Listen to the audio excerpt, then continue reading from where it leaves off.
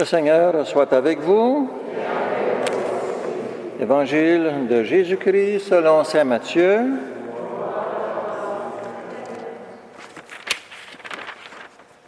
Quand Jésus vit toute la foule qui le suivait, il gravit la montagne. Il s'assit et ses disciples s'approchèrent. Alors, ouvrant la bouche, il se mit à les instruire. Il disait, « Heureux les pauvres de cœur, le royaume des cieux est à eux. Heureux les doux, ils obtiendront la terre promise. Heureux ceux qui pleurent, ils seront consolés. Heureux ceux qui ont faim et soif de la justice, ils seront rassasiés. Heureux les miséricordieux, ils obtiendront miséricorde. Heureux les cœurs purs, ils verront Dieu. Heureux les artisans de paix, ils seront appelés fils de Dieu. Heureux ceux qui sont persécutés pour la justice, le royaume des cieux est à eux. Heureux serez-vous si l'on vous insulte, si l'on vous persécute et si l'on dit faussement toutes sortes de mal contre vous à cause de moi. Réjouissez-vous, soyez dans l'allégresse, car votre récompense sera grande dans les cieux. C'est ainsi qu'on a persécuté les prophètes qui vous ont précédés. Parole du Seigneur.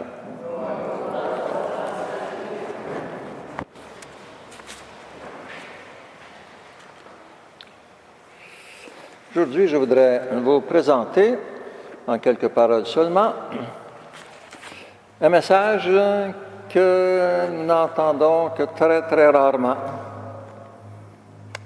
Celui d'un disciple du Seigneur, mais qui vit dans une contrée qui fait la une des journaux tous les jours ces années-ci, mais qui était des plus chrétiennes autrefois, la Syrie. L'Église, aujourd'hui, veut donc nous présenter le seul docteur de l'Église qui ne soit pas prêtre.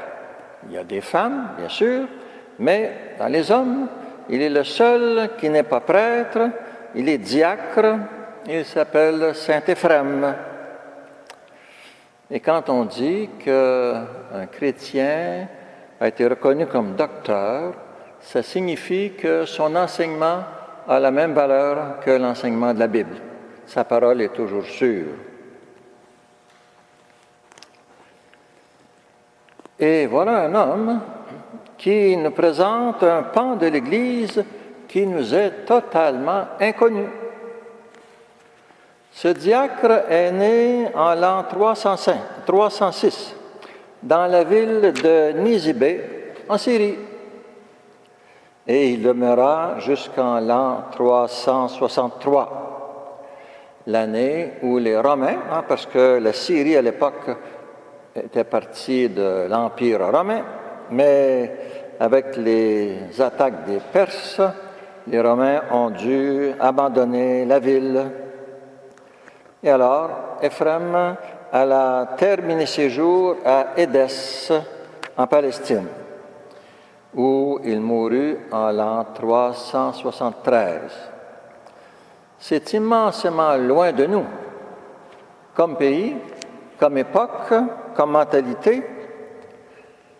Pire, Éphrem ne fut canonisé, on l'appelle saint Éphrem, ne fut canonisé qu'en 1920. Vous ferez le calcul, depuis le jour de sa mort, par le pape Benoît XV, qui accepta cette canonisation pour rapprocher les orientaux de l'Église de Rome.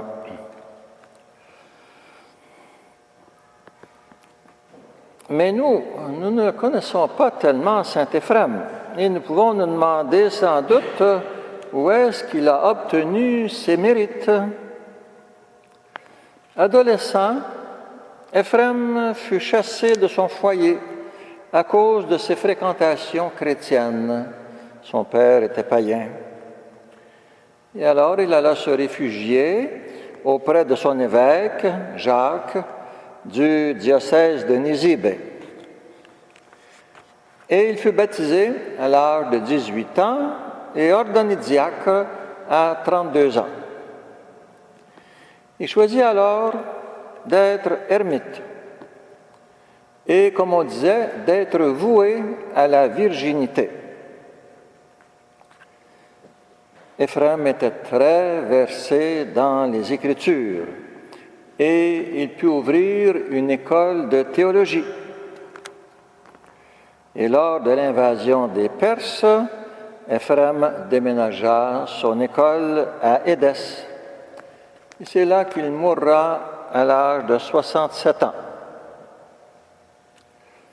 Mais ce qui distingue Éphrem, en plus de son érudition dans les Écritures et en théologie, c'est son talent pour la musique et pour la poésie.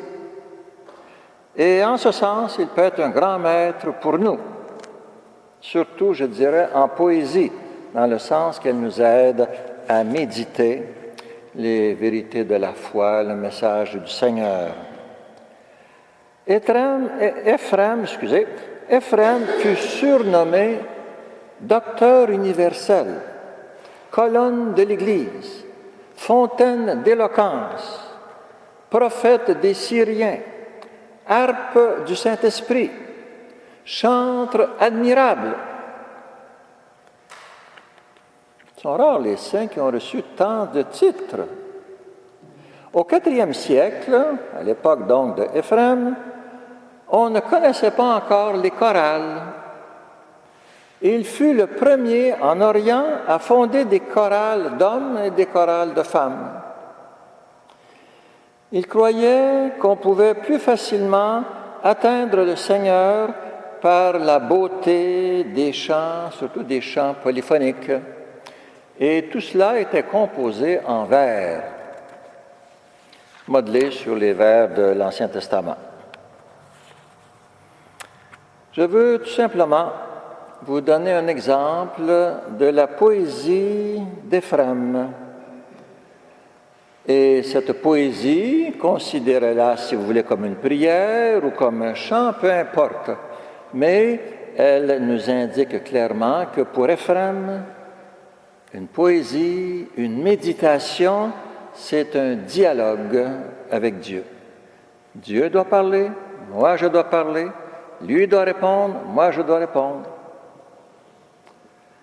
Et le titre de cette poésie est « Dieu seul est la source de la prière intérieure. Dieu est le seul, la seule source. Tourne-moi vers ton enseignement, car j'ai cherché à m'en détourner. En effet, je vis que je m'appauvrissais, car mon âme n'est riche que par toi. Gloire à ta méditation. Toujours quand j'ai médité sur toi, je recueillis de toi un trésor. Quand je t'ai contemplé, une source jaillit de toi. Et j'y ai puisé à satiété. Gloire à ta source. Elle est cachée, ô mon Dieu, ta source, pour quiconque qui n'a pas soif de toi. Ne pas avoir soif de Dieu, ça veut dire ne pas avoir soif de vie, ni de vérité, ni de paix, ni d'amour, et ainsi de suite. Vide est la salle du trésor pour celui qui te hait. Parce que dans ce trésor, on va chercher un surcroît de force, un surcroît de sagesse, et ainsi de suite. Mais si je me sens égal à Dieu ou plus fort que lui, je n'ai pas besoin de ce surcroît.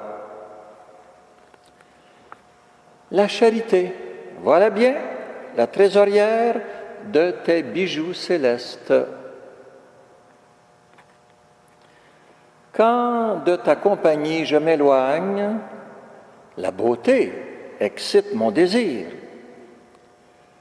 Mais lorsque j'accompagne ta majesté, on se demande où est-ce que je pourrais voir ou toucher à la majesté de Dieu.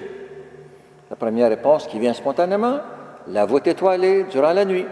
C'est toujours la première surprise, la grande révélation.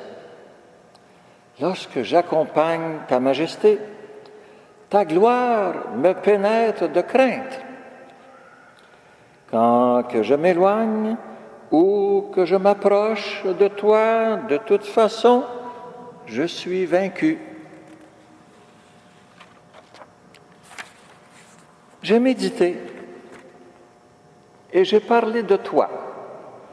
Voilà, conseil de professeur. Pour qu'on ait bien compris ce qu'on a appris, il faut verbaliser. On enseigne ça aux élèves d'école élémentaire. Il faut être capable de verbaliser. Sinon, je n'ai rien compris encore. J'ai médité et j'ai parlé de toi. Non que je t'ai compris. Ensuite, j'ai succombé et de nouveau, je me suis tu. Non que je t'ai perdu. Je me suis perdu en toi. Je suis demeuré sans voix. Gloire à toi, être caché.